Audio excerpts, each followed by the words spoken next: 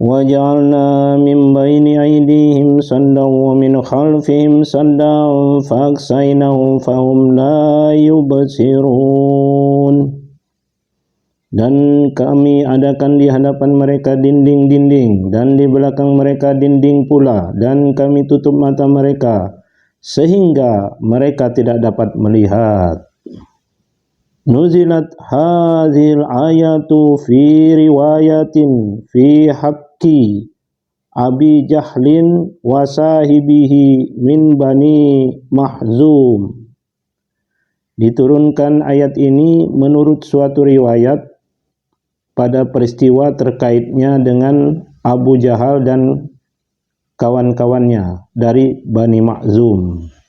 Jadi turunnya ayat ini ketika ada keinginan jahat dari Abu Jahal beserta kawan-kawannya, beserta friend-friendnya, ingin berniat jahat kepada baginda Rasulullah sallallahu alaihi wasallam.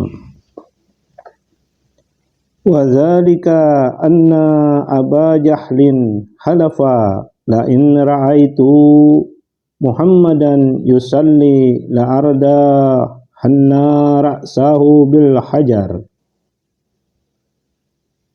Peristiwa itu adalah bahwa Abu Jahal telah bersumpah. Jadi Abu Jahal telah bersumpah dengan bersungguh-sungguh, dengan iktikad yang kuat, dengan keinginan yang kuat. Sungguh, jika aku melihat Muhammad sedang sholat, maksudnya jika dia melihat baginda Rasulullah SAW sedang sholat, maka sungguh aku akan pecahkan kepalanya dengan batu. Rencana jahat dari Abu Jahal terhadap baginda Rasulullah. Abu Jahal hendak menyakiti baginda Rasulullah pada saat itu.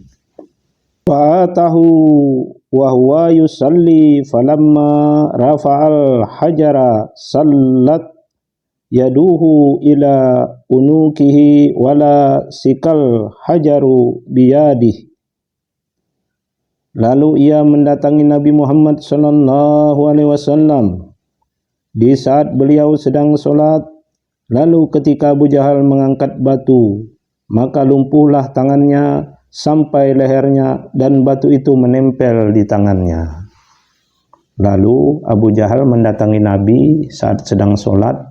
Lalu ia mengambil batu dan mengangkatnya, kemudian ingin memukulkan atau melemparkan batu tersebut kepada baginda Rasulullah.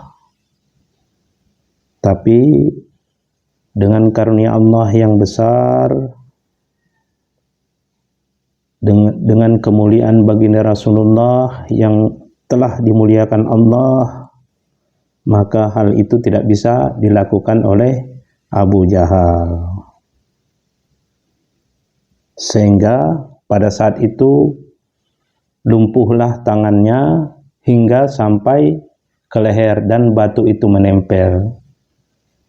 Jadi Allah Ta'ala menjadikan seperti itu, seumpama hanya sampai pada lumpuh saja, maka orang-orang kafir itu berkata bahwa Abu Jahal sedang kambuh penyakitnya pada saat itu. Makanya batu itu ditempel Allah, dikehendaki Allah menempel pada tangan Abu Jahal, sehingga selain tangannya lumpuh, tapi batu itu menempel pada tangan itu. Jika orang yang sakit biasa, misalnya kambuh asam uratnya, kambuh rematiknya, maka batu itu akan jatuh.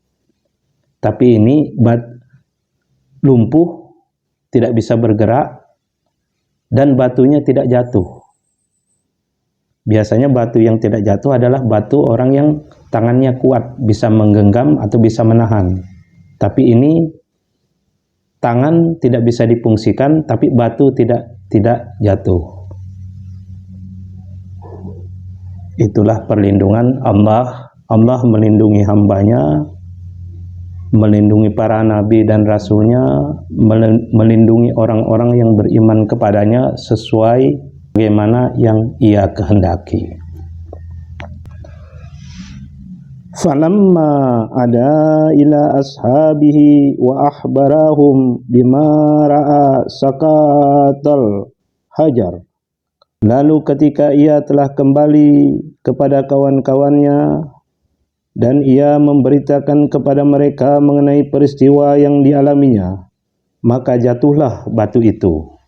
Jadi setelah Abu Jahal kembali kepada kawan-kawannya, lalu ia menceritakan keinginan jahatnya atau perbuatan jahatnya kepada baginda Rasulullah, dan kemudian jatuhlah batu itu. Itu maksudnya isyarat dari Allah Ta'ala bahwa jika orang-orang itu, jika kaum itu ingin menyakiti, ingin berbuat jahat,